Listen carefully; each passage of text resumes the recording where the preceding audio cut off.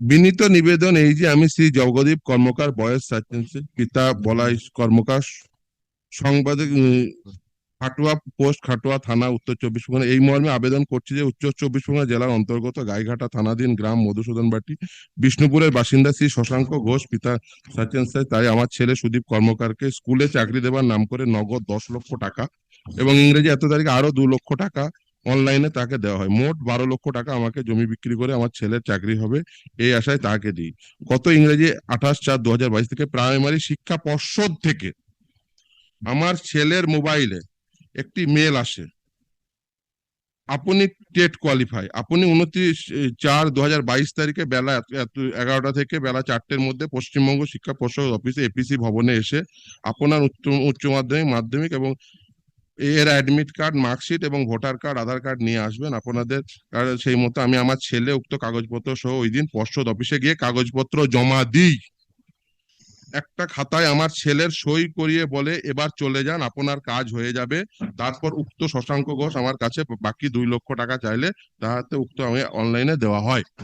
So modus operandi of this operation was that the West Bengal Board of Primary Education, they are involved in this matter. Kindly see whether police went to the West Bengal Board of Primary Education office or not, whether they checked it from the official email ID, it is came or not.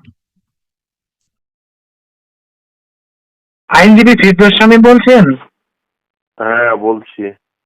বলছি, এই যে প্রাথমিকের নিয়োগ দুর্নীতির অভিযোগ উঠলো এবং সেখানে 12 লক্ষ টাকার বিনিময়ে চাকরি বিক্রির অভিযোগ, এই অভিযোগটা কিন্তু আপনারা করলেন এবং সেখানে এই যে মামলা, এই মামলার প্রেক্ষাপটটা কি যদি বলেন বিস্তারিত। দেখুন, একজন ব্যক্তি তিনি অভিযোগ করছেন, শুধু অভিযোগ না, তিনি অভিযোগের সপক্ষে প্রমাণ দিচ্ছেন যে একজন ব্যক্তির সঙ্গে তার চুক্তি হলো, সে তাকে 10 লক্ষ টাকা দিল এবং সে 10 লক্ষ টাকা দেওয়ার বিনিময়ে তার ছেলের সমস্ত অ্যাডমিট কার্ড সহ সমস্ত কিছু সে জমা রাখলো। ভাবুন একবার, একটা লোককে 10 লক্ষ টাকাও দিচ্ছে, তার সঙ্গে তার অ্যাডমিট কার্ড সহ অন্যান্য নথি দিচ্ছে চাকরি করে দেওয়ার উদ্দেশ্যে। শুধু তাই না, সেটা দিল, তারপরে West Bengal board of primary এডুকেশনের অফিসিয়াল ইমেল আইডি থেকে তার কাছে একটা মেল এলো। মেল এসে বললো যে আপনাদের এই ডেটে কাউন্সিলিং, প্রথমে একটা প্রশান্ত বেরার নাম করে একটা মেল এলো, পরে সেটাকে আবার রেকটিফাই করে দিল, দিয়ে এই সুদীপ কর্মকারের নামে মেল এলো। তারপরে একেবারে নির্দিষ্টভাবে সে West Bengal board of primary এডুকেশনে ওই ডেটে গেল, যে ডেটে কাউন্সিলিং হওয়ার কথা। তারপরে সে খাতায় সই করে তারপরে সেখান থেকে বেরিয়ে এলো, বললো তোমার চাকরি হয়ে যাবে, আরো 2 লক্ষ টাকা নিয়ে নিল। তারপরেও তার চাকরি হলো না যখন, তখন সে পুলিশের কাছে অভিযোগ দায়ের করলো যে সে প্রতারিত হয়েছে এবং সে বেসিক্যালি এইভাবে চাকরি বিক্রি চক্রের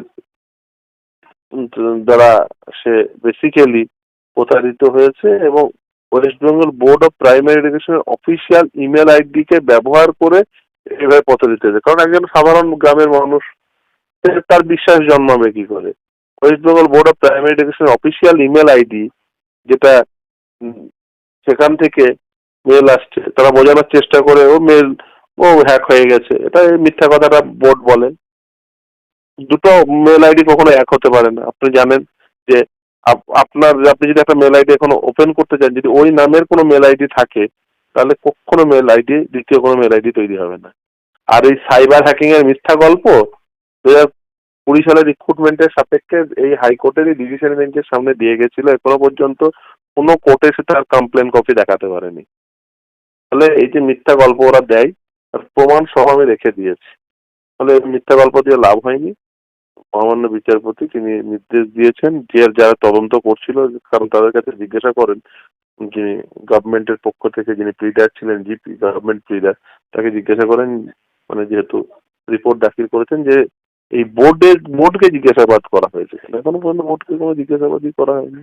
ফলে এসডিপিও পদমর্যাদার একজন আধিকারিক তিনি তদন্ত করবেন, এই নির্দেশ দেওয়া আছে এবং 2 মাস পর আবার রিপোর্ট দাখিল, তারপরে দেখা যাবে যে বিষয়টি কোন দিকে গড়ায়।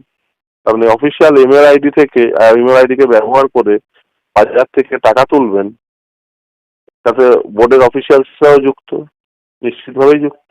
নাহলে অফিসিয়াল ইমেল আইডি থেকে কিভাবে এই সমস্ত তথ্য যায়? আর যদি তর্কের খাতিরে ধরেও নি ওরা সাইবার হ্যাকিং এর গল্প 2020 সালে দিয়েছিলেন, বলেছিলেন বোর্ড এইভাবে কমপ্লেন করেছে। এখনো পর্যন্ত কমপ্লেন নাম্বারও তার সাপেক্ষে এফআইআর হয়েছে কিনা, এফআইআর নাম্বার বা ইনভেস্টিগেশন হয়েছে কিনা, তাহলে ইনভেস্টিগেশন হলে কি হলো, ইনভেস্টিগেশনের কোনো তথ্য কোনো আদালতে তারা জানায় না। আর এটা জানানোর পরিস্থিতি তৈরি হলে কি করে আদালত থেকে পেরিয়ে যাব তার বন্দোবস্ত করেন, কখনো অ্যাপিল করেন, কখনো এটা করেন সেটা করেন। ফলে এবার কোনো ছাড় নেই, তার কারণ নির্দিষ্ট নির্দেশ রয়েছে, তোমাদের বলতেই হবে বোর্ডের এই এই যে সাইবার হ্যাকিং এর মাধ্যম দিয়ে যদি হয় বা ফরজারির ফলেই হয় হোক না কেন, বা অন্য কোনো কারণে যদি ওই মানুষটি প্রতারিত হয়ে থাকেন, সেটা তদন্ত রিপোর্ট জমা দেবে। এবং বিশেষ করে যেহেতু বোর্ডের অফিসিয়াল ইমেল আইডি থেকে এই জিনিস ঘটেছে, করে সেটা খুব উদ্বেগজনক।